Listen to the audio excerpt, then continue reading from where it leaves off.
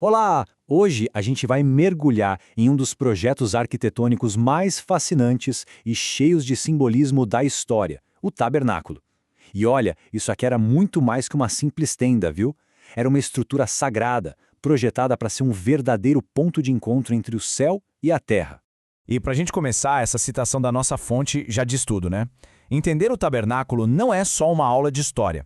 É, na verdade, descobrir verdades espirituais que, segundo o texto, fazem todo o sentido para a nossa vida hoje. Então, vamos lá, por partes.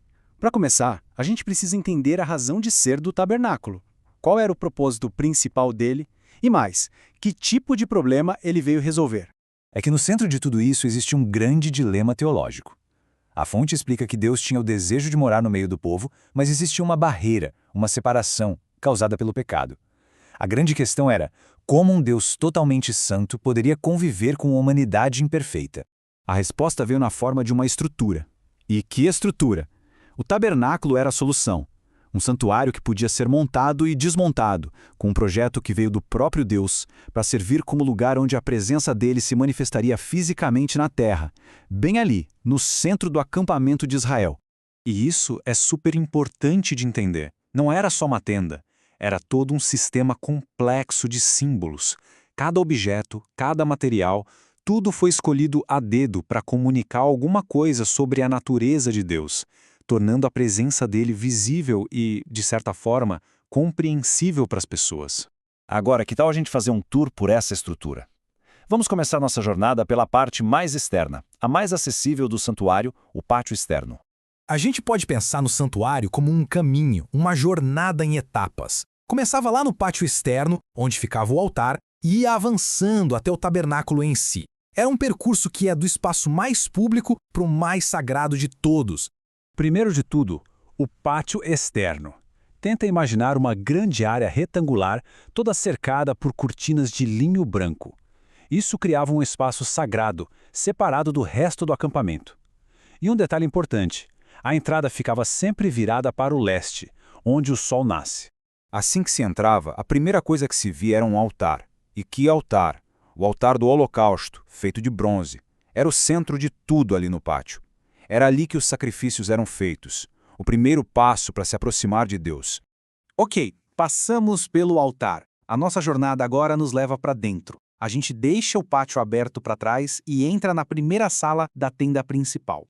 Lá no fundo do pátio, na parte oeste, ficava a estrutura principal, a tenda do tabernáculo. E essa tenda não era só um cômodo, não. Ela era dividida em duas áreas sagradas bem distintas, cada uma com sua função e seu nível de santidade. Essa primeira sala, chamada de Lugar Santo, tinha 3 móveis sagrados. De um lado, a mesa com os pães especiais. Do outro, o candelabro de ouro, a famosa menorá, que iluminava tudo. E bem em frente, o altar de incenso, que deixava um cheiro contínuo no ar. E é aqui que as coisas mudam de figura. Enquanto o pátio era aberto ao povo, o lugar santo era super restrito. Só os sacerdotes que estavam de serviço podiam entrar ali. Isso já mostrava um aumento no nível de santidade, de exclusividade do lugar. Agora a gente se aproxima do clímax da nossa jornada, do coração do mistério, o espaço mais sagrado de todos. Tinha um véu, sabe? Um véu bem pesado, todo bordado, que separava o lugar santo da câmara final. Ele criava uma barreira, tanto física quanto simbólica, para o lugar da presença máxima de Deus. A diferença entre as duas salas era, gigantesca. No lugar santo, os sacerdotes entravam todo dia para cumprir suas tarefas. Mas o Santo dos Santos?